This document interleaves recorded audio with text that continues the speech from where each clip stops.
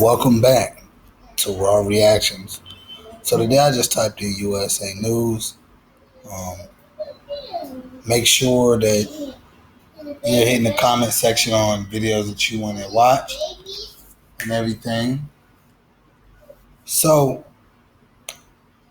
I'm just gonna go with the first couple. I'm gonna look.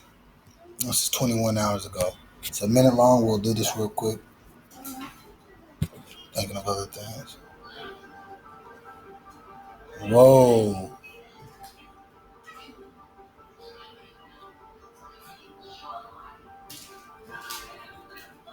Oh, this is Myrtle Beach.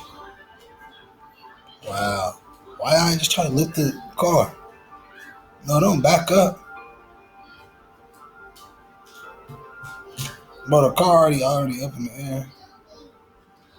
Why I try to lift him? He looked like he was a pretty big dude going there. That's what I'm saying. They could have lifted. That's what I'm saying. See? Excuse me, y'all. I'm gonna go back a little bit since I did a little hand glitch. But but like I just said, hey, that's the first time I said, like, hey, why am I flipping over the car? The way he was going, he was diagonally in front of the vehicle. That'd have been the best point, just on the mathematic and the way it was pent. You could push it straight, you know. So let's go back and watch it. You know?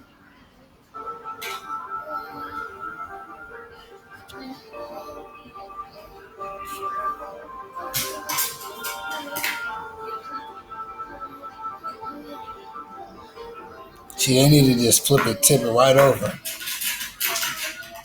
See, you see how people was lifting it? Because they might have been squishing them like that.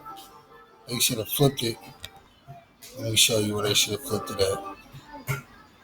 I seen it from the jump. Boom, right here. They should have flipped it, put all the weight right here. Because the driver right here, the thing right there, boom. You know they ready to be, they never going to have a license again.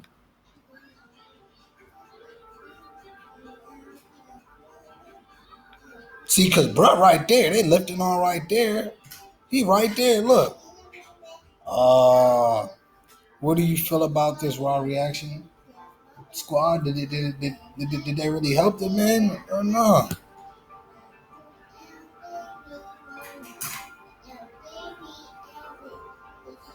They should have lifted it right there. Probably like right here, since he's right there.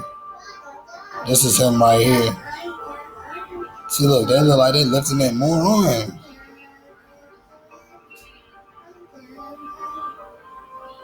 Oh, there you go, right there. They been had pulled him out.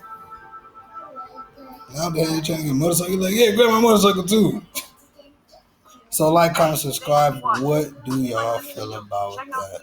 Other videos from USA News to stay up to date with all the latest news.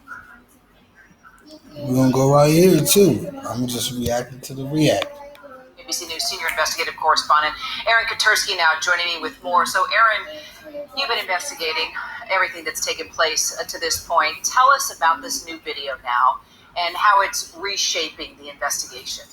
I think it's renewing questions, Kira, that we've been asking since the beginning, because the video is important for what you see, but also what you hear. As Marcus points out, there are officers at the Robb Elementary School campus pulling kids through windows. They're running them to safety, and that's an important piece of the story.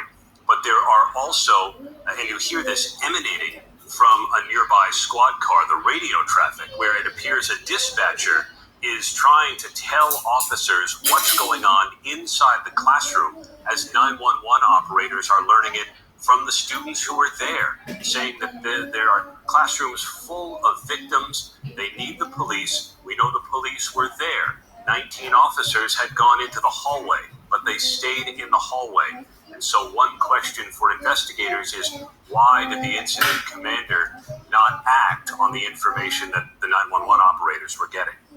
I think it's fair to say everybody wants to know that, Aaron. And we also know the shooter entered Robb Elementary School at 11:27 a.m. We have the timeline now. 3 police officers get there at 11:35 a.m., but the shooter wasn't actually taken down until 12:50 p.m. That's 77 minutes where 19 children and 2 teachers were killed. Break down this timeline and the scrutiny now that the officers are facing. 77 minutes. 77 excruciating minutes where we know that kids were witnessing the horror that we can only imagine was going on in classrooms 111 and 112. The shooter entered just after crashing his car nearby, the car that he had taken from his grandmother after shooting her, according to the authorities, and then entered the school through an unlocked door, went down a couple of hallways, and remained in these 2 Let's try adjoining to squeeze classrooms, one more in there for 111 y'all. and We don't want to 112. watch that. During that Got a manhunt. Watch Right out, now, Texas, the everybody. intense manhunt for a dangerous escaped inmate entering its 3rd week. He's jumping in Convicted killer Texas. Gonzalo Lopez has been on the run since getting out of his handcuffs, taking control of a prison transport bus. The search for Lopez now entering a new phase, with investigators expanding the search to areas outside of the original 100-plus mile span of nearby highway. That's about 2 hours north of Houston. News Nation's Marky Martin is live for us in Texas. So, Marky, we do have some new images of Lopez. Yeah, Nicole, we do. And I think one of the big questions here that authorities have yet to answer is why are they just now releasing these? As you just mentioned, he's been on the run for nearly 3 weeks. Gonzalo Lopez escaped custody back on May 12th on that prison bus that was used for high-risk inmates. This was all just east of Waco. He hasn't been seen since. Let's get straight to those photos because authorities did just release those. And as you'll see, Lopez is covered in tattoos that authorities are hoping are recognizable enough for those who might be coming into contact with this inmate. His stomach reads the nickname Gonzo.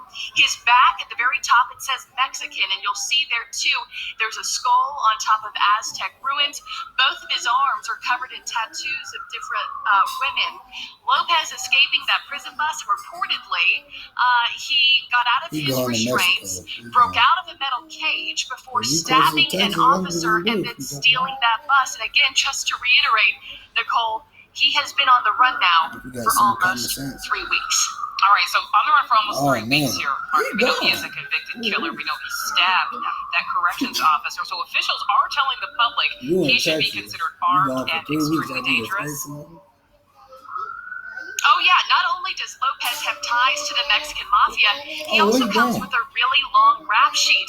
When he escaped, he was serving 2 life sentences, one for convicted capital murder, another one for attempted capital murder. He's also been convicted of aggravated kidnapping, aggravated assault, on top of all of this. So the reward for finding him has now reached $50,000. And authorities say if you or anybody else that you know might have information that could lead to his arrest, whether here in Texas or in another part of the country, please call 911, Crime Stoppers, or even the U.S. Marshal Service. Nicole, very dangerous. Yeah, very active search for him. All right, Marky, thank you. So let's bring in former FBI Special Agent Jennifer Coffendorfer. Jennifer, thank you so much for being here. Absolutely. Nice Make to sure be y'all here. like, So we comment, just heard from subscribe. Marky. Definitely. So Lopez has been on the run at this point 20 days. That's really almost the same amount of time as Caitlin Armstrong, who we know she is that yoga instructor accused of murdering an elite cyclist in an alleged love triangle. So both of these manhunts really Snoop proving Dogg to said be murder was difficult. okay. Why is that? Well, in my opinion, based on the cases I've worked, it's because they were both well orchestrated. In Caitlin's case, this wasn't a situation that was just, oh, I have a crime of passion here because I'm angry at what's going on in this love triangle. This was a situation They where went from Mr. Strickland lived in Austin, and this individual, Miss Wilson, came to Austin over 140 miles away from Pico, where she was going to race. And how did Miss Armstrong find out that she would be look, I was wondering why they had to at do it up there. That a was girlfriend's house? So that was an error on this their was behalf. orchestrated. They still talking about Mr. how like he linked in with Strickland them. took out Miss Wilson. They went It was crazy how they swimming, went from they this ate, man and right after to this he dropped lady, her like, off, and then Miss you know, man, Armstrong was there. Reportedly, mother has no according face. to the affidavit, committed this murder and then left. How did she know she was there? Then quick-footed it out through Hobby Airport and LaGuardia, and now has been on the run. And according to law enforcement, Cuba. she left no footprint after LaGuardia. That tells me she must have had false identification because her footprint was lost. So this seems very well orchestrated. And now Mr. Strickland is gone. All right, so we have these two cases. We're talking about Armstrong, who is the yoga instructor, talking about Lopez, who is a convicted killer. So different cases, but manhunts here, nonetheless. And last week, Jennifer, authorities in both of these cases really sounded hopeful that both of these people would be found by week's end. One even suggested that Lopez was still in that area and really just needed to be flushed out. It's fresh news. Obviously, that does not appear I'm to be becoming the with case. That did news not happen. Both of every these day. individuals This are within still 24 on the run. hours. So what is your prediction? Will these manhunts come to an end This was soon? yesterday. I don't think soon, because I think they were well planned. I think Mr. Lopez, everything was calculated. He had to have very special tools that were in that bus for him to use to gain access to the driver's compartment. He had to get his body through there and cut that. I think they need to be looking at accomplices within the prison, whether that was trustees or whether that was even guards, that hid instruments for him to use. Also to use to free his hands and to get through. In addition, it would seem to me he planned for it to occur where it occurred. Did he have somebody standing by that quickly got him out of that area and perhaps into Mexico? We know in both of these cases, See, authorities that's what I are said earlier, actively Mexico. searching. Jennifer Koffendorfer, thank you so much for your expertise. Thank you. Thank you for watching. Click the red subscribe button below so you can get more of News Nation's fact-driven, unbiased coverage. Well, this should be coming on the last few minutes. So appreciate everybody watching. Hit the like button, comment, subscribe. We'll watch this till it's over. I'm Steve Ingrid's 9 o'clock. The Texas Department of Public Safety says Uvalde CISD Police Chief Pete Arredondo gave an initial interview about last week's mass shooting that killed 19 children and 2 teachers. But it says investigators requested follow-up interviews 2 days ago, and Arredondo is no longer responding. Meanwhile, OPS revised an initial claim that a teacher left the door propped open, allowing the shooter to get inside. And the first of nearly 2 So what they trying to say, the teacher set him up? The community continues its long mourning process. Fox 4 Stephen Dow, live tonight with David Steele. Exactly 1 week since the tragedy, the first 2 of 21 funerals are happened today in the community of Uvalde. This as investigation details have once again changed. The first 2 of 21 funerals took place in Uvalde Tuesday, 1 week after the deadly mass shooting at Robb Elementary School that killed 19 children and 2 teachers. And state investigators looking into the failure of protocol that kept police from killing the gunman more than an hour after the first 911 call says the man calling the shots that day is no longer cooperating. Tuesday, a DPS spokesperson said Uvalde CISD Police Chief Pete Arredondo hasn't responded to follow-up interview requests from the Texas Rangers, who are investigating the response to the shooting, saying in a statement, quote, "The Uvalde Police Department and Uvalde CISD police have been cooperating with investigators." The statement went on to say, the chief of Uvalde CISD police provided an initial interview, but has not responded to a request for a follow-up interview with the Texas Rangers that was made 2 days ago. Last week, DPS said Arredondo was the incident commander during the shooting, believing the gunman to be a barricaded subject, and ordering officers to wait in the hallways outside of the classrooms where children were still calling 911. He's taking a lot of heat for sure, but I think that every agency that was at that scene should be taking heat. Listen, active shooter protocol say you go in. Meanwhile, DPS changed a key piece of the timeline leading up to the shooting. Here's what DPS Director Steve McCraw initially said last Friday, describing how the shooter got inside the school. The suspect vehicle crashes into the ditch, as previously described. The teacher runs to the room 132 to retrieve a phone, and That same teacher walks back to the exit door, and door remains propped open. It turns out the door